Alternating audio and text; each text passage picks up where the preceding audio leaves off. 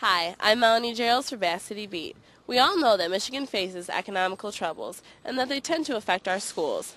Mount Clemens Community Schools was proud to host our state superintendent, who, while visiting, discussed financial issues as well as other changes that will be made in school districts statewide. I'm pretty sure he has a momentous task in front of him, but I'm pretty sure he will rise and step up to the challenge and be good for public education.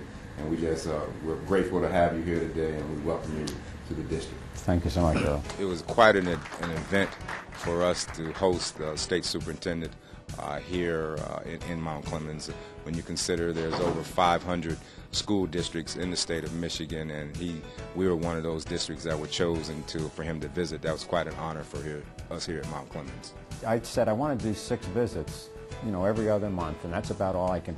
The nature of this job is just, it is what it is, so I can do about 6, and I knew TC, but I always thought you've done a remarkable job given your resources and a lot of the other challenges you have here, and want to see what that is that works, because in other places it doesn't work.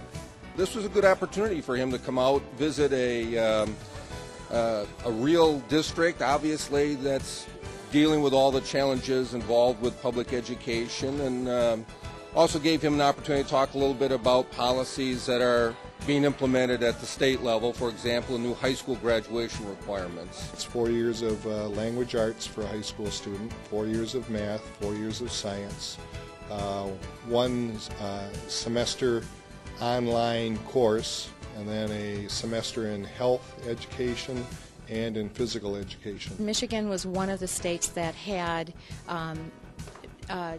1 graduation requirement, and that was in government. And so the rigor of the curriculum offerings in comparison to states nationwide wasn't there. And also the community, the business community, worked very closely with government, saying that those students leaving high school, entering into the workplace, didn't have the skill sets to make them ready to produce the quality of work that was necessary.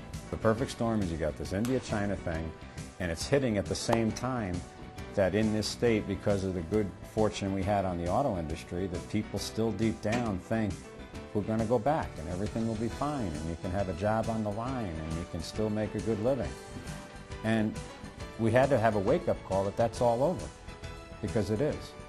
It's all about brain power now. It's not about muscle power. Last year we had already done some preliminary work to begin changing the high school graduation requirements because we knew that this was going to come eventually.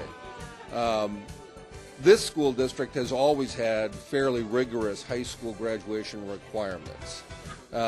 So it's probably less of an impact upon us than maybe some people realize, but clearly some of our students are going to be challenged a little bit more, and we're going to have to try to find the highly qualified teachers to make sure that we can teach all the required courses and to make sure that we do all the scheduling kinds of things, through the counselors and so forth, to make sure that our kids are in fact meeting those requirements and graduating on time. With me, it's about an end-of-career thing to finally get past the hypocrisy that all kids can learn, because it's a certain hypocrisy. We all say it, but we're not doing what we need to do as a state to get that done. And I mean, I'm obsessed with the word all. It all means all. It doesn't mean some of the kids. It doesn't mean kids that are in well-financed districts. It doesn't mean kids that have opportunities at home. He used 3 words in his presentation: rigors, relevance, and relationships. And we're trying to tie that into everything that we do in public education. It was a great pleasure to meet Superintendent Flanagan. One of the things that immediately comes across when you talk to him, you hear him talk, is great optimism, very focused on his job, and I think that his outlook is the same outlook we all have. We have great issues in front of us that have to be dealt with, but they're not things that are insurmountable. Those are challenges, and we can meet those. We can tackle those. As a state, we do have many challenges to face in our school districts, but State Superintendent Flanagan believes that there is hope to make all of our students successful. And with the changes that Mount Clemens and other school districts will be making, hopefully we can turn that belief into a reality. For Varsity Beat, I'm Melanie Geralds.